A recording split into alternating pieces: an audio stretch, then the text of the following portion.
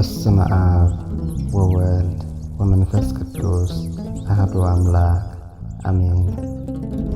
ሰብዓቱ አጽርሐ መስቀል ሸውዓተ ቃላት ጎይታ ኣብ መስቀል ብብፁዕ ወቅዱስ አቡነ ሽኖዳ ሳልሳይ መበል 17 ፓትርያርክ መንበረ ቅዱስ ማርቆስ ኦርቶዶክሳዊት ቤተ ክርስቲያን ዘእስክንድርያ። ትርጉም ቤት ፍቅሪ እግዚአብሔር። በአርትዖት ጉባኤ ሊቃውንተ መንበረ ሰላማ ቤተ ክርስቲያን ኦርቶዶክስ ተዋሕዶ ትግራይ ተገምጊሙ ክሕተም ዝተፈቀደ መጽሓፍ።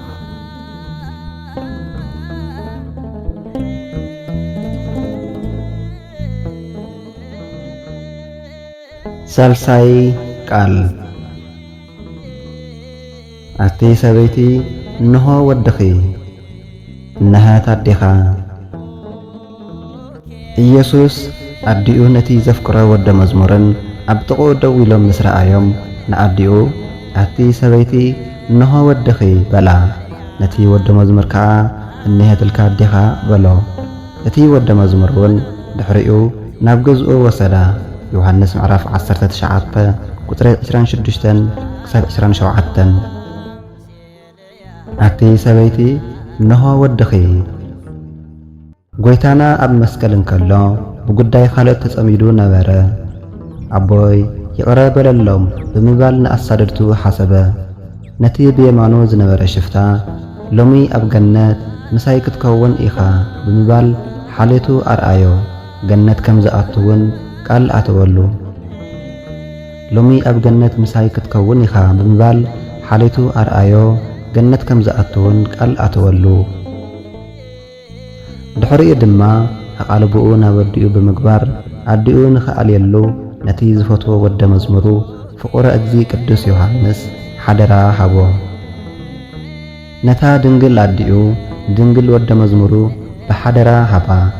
ነቲ ኣብ ብዙሕ ኣጋጣሚታት ናብ ኣፍ ልቡ ተጸጊዑ ዘዛርቦ ዝፈትዎ ወደ መዝሙሩ ነታ ኣጥቢዋን ተኸናኺናን ዘዕብየቶ ኣዝያ ተፍቅሮ ኣዲኡ ብሓላፍነት ሃቦ። ነታ ኣብ ጎኒ መስቀሉ ከይተረፈ ምስኡ ደው ዝበለት ኣዲኡ ነቲ ክሳብ መስቀሉ ዝሰዓቦ ብሕታዊ ወደ መዝሙሩ ብሓደራ ሃባ። ነታ ኣብ ማህፀና ፍኸምታ ረመፅ መለኮቱ ዝተሰከመት ኣዲኡ ነቲ ነዚ መለኮት ኣብ ወንጌሉ ዝገለጸ ወደ መዝሙሩ ማለቱ ነባቤ መለኮት ወንጌላዊ ዮሐንስ ኣረከባ። ስለዚ እውን ከምዚ በላ።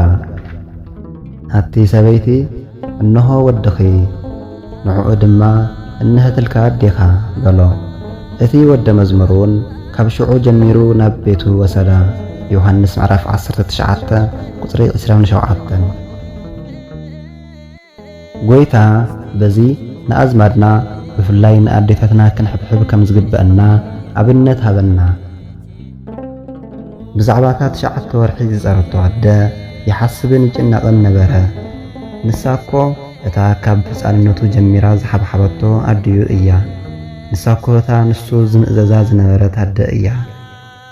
ንሳ እኮ እታ ምስኣን ምስ ዮሴፍን ናብ ናዝሬት መጸ ይእዘዘምውን ነበረ። ኣዲኡ ድማ ነዚ ኩሉ ነገር ኣብ ልባ ተዋህሎ ነበረት።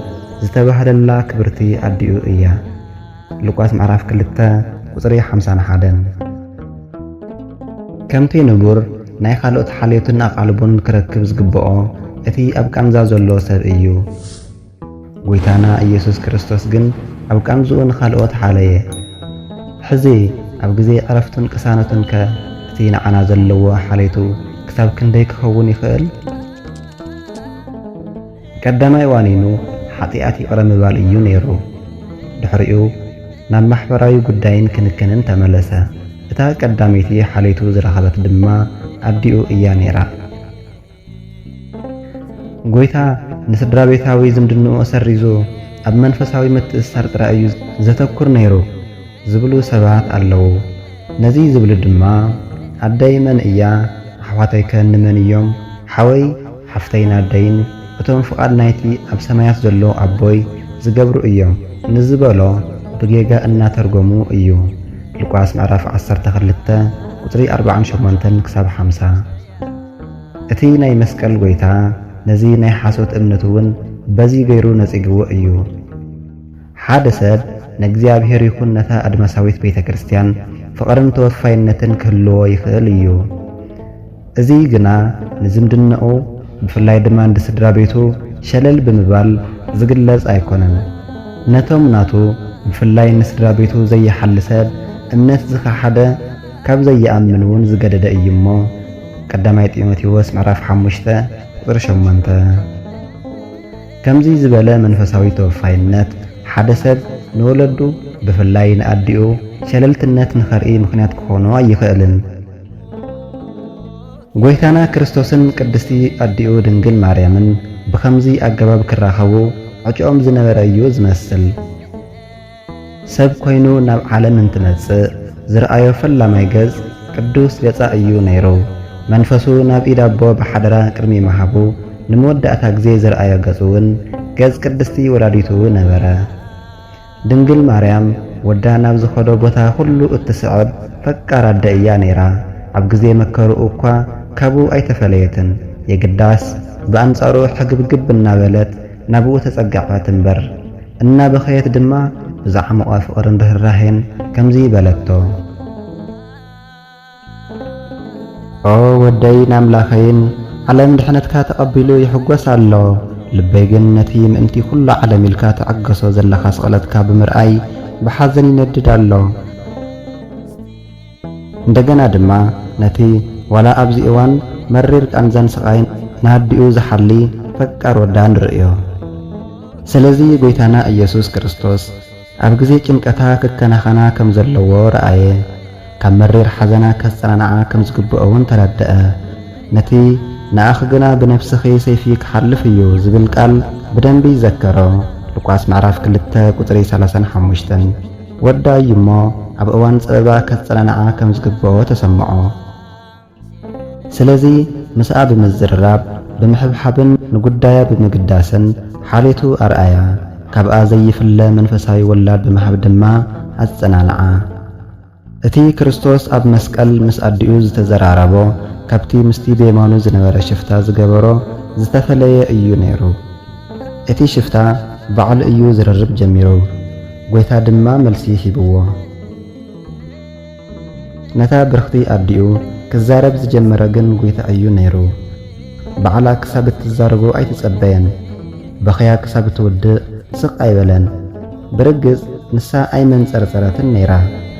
ናይ ቅሬታን መረረትን ቃል እውን ኣይምተዛረበትን። ሰላማ ምሕላው ዝለመደት ሰላማዊት እያ እሞ ኣብ ጎኒ መስቀል ኮይና ከዓ ኣይዕወየትን። ብህድኣትን ርግኣትን ብስቕታ ነብዓት እምበር ጎይታ ግን ንምንታይ ስቕ ከም ዝበለት ይፈልጥ ነይሩ። ካብ ቀደሙ ንውሽጣዊ ሓሳባታን ስምዒታታን ብንቓሕቲ ይከታተል ስለ ዝነበረ ንምንታይ ምዃኑ ተረዲእዎ እዩ። ስለዚ ከዛረባ ከይሓተተቶ ተዛረባ።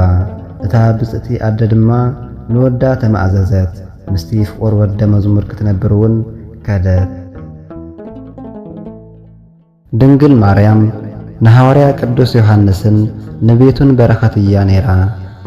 ክርስቶስ ከም ዓስቢ ፍቑሩ ዝሃቦ ናይ ብሓቂ በረኸት፣ ቅዱስ ዮሐንስ ከዓ ከም ብርቅን ክብርትን ህያብ ተቐበላ። ክሳብ መዓልቲ ዕረፍታውን ብሓሌቱን ጽቡቕ ኣተሓሕዛን ኣብ ቤቱ ጸንሐት።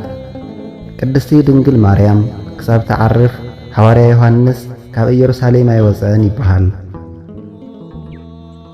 ቅዱስ ዮሐንስ ንጎይታ ክርስቶስ ኣዝዩ የፍቅሮ ስለ ዝነበረ ክሳብ መስቀል ሰዓቦ።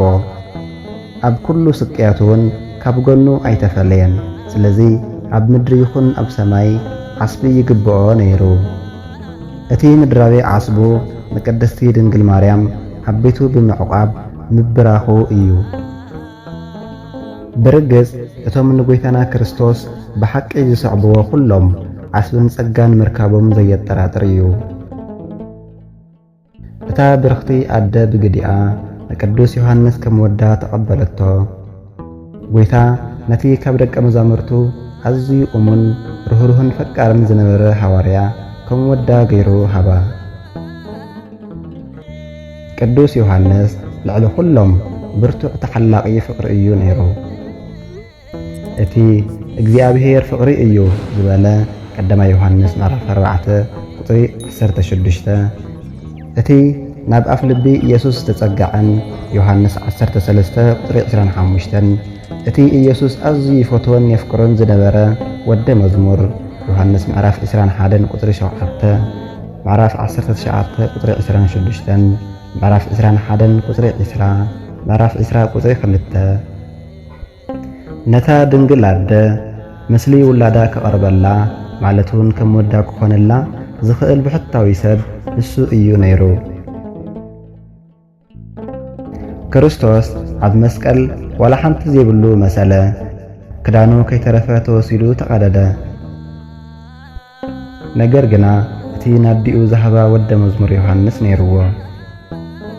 ዮሐንስ ንክርስቶስ ልቡ ሃቦ፣ ክርስቶስ ድማ ነታ ልቢ ወሲዱ ናዲኡ ሃባ። በዚ ከዓ ጎይታ ነቶም ዘፍቅርዎ ናብ ሓደ ኣምጽኦም ንስምዒት ኣዲኡ ተኸናኸነ። በተመሳሳሊ ጊዜ ድማ መንባብኣ ኣዳልወላ። ኣነ ዝገርመኒ ግን እቲ ዝሕግዝን ዝእለን ዝነበረ መን እዩ ነይሩ? ሐዋርያ ቅዱስ ዮሐንስ ድዩ ወይስ ቅድስቲ ድንግል ማርያም? ድንግል ማርያም ኣብ እንዳ ዮሐንስ ዝነበረት ብመነባብሮ ምእንቲ ክሕግዛ ማለት እውን ክቐልባ ኣይኮነን። የግዳስ ብሓጎሳን ብጸጋኣን ምእንቲ ክትምግቦ ከምኡ እውን ብዕምቆትን ብምሉእነትን ምስ ጎይታ ክርስቶስ ምእንቲ ክተፋልጦ እዩ። ጎይታና ክርስቶስ ኣዲኡ ንቅዱስ ዮሐንስ ብሓደራ መሃቡ ነቲ ድንግል ማርያም ብዘይካ ጎይታ ኢየሱስ ካልኦት ቆልዑ ነይሮማ ዝብልን ብፕሮቴስታንት ዝቐርብን ክሲ ብዘይ ጥርጥር የፍሽሎ። ከምኡ እንተዝኸውንማ ሓደ ካብቶም ደቃ ንዓኣ ንምእላይ ብቑዕ ምኾነ ነይሩ። እቲ ካልኦት ቆልዑ ነይሮማ ዝብልዎ ሓቂ እንተዝኸውን ነይሩ እቶም ደቃ እዮም ልዕሊ ዝኾነ ናይ ደገ ሰብ ኣዲኦም ናይ ምእላይ መሰል ዝህልዎም ነይሩ። ድንግል ማርያም ግን ኣብቲ ግዜ ዘመድ ኣይነበራን፣ ንሳስ ካልእ ውላድ ኣይነበራን። ቅዱስ ዮሴፍ እውን ቅድሚ ነዊሕ እዋን ዓሪፉ እዩ ነይሩ። ስለዚ ድማ እዩ ነይሩ ክርስቶስ ነቲ ወደ መዝሙሩ ብእምነት ኣዲኡ ዝሃቦ። እነሆ ወድኺ። እዘን ቃላት እዚአን ብዛዕባ መንፈሳዊ ዝምድና ኣደን ወድን ክንሓስብ ይገብራና። እቲ ንድንግል ዝተዋሃበ ክብሪ ዋላ ምስ ክብሪ ኣቦታትና ሐዋርያት ክነጻጸር ከሎ ክንደየናይ ዓብዪ ምዃኑ ዘርእያ ቃላት እየን። ኣደ ኣምላኽ ቅድስቲ ድንግል ማርያም ንኣቦታትና ሐዋርያት ከይተረፈ መንፈሳዊት ኣዲኦም እያሞ። ወስብሐት ለእግዚአብሔር።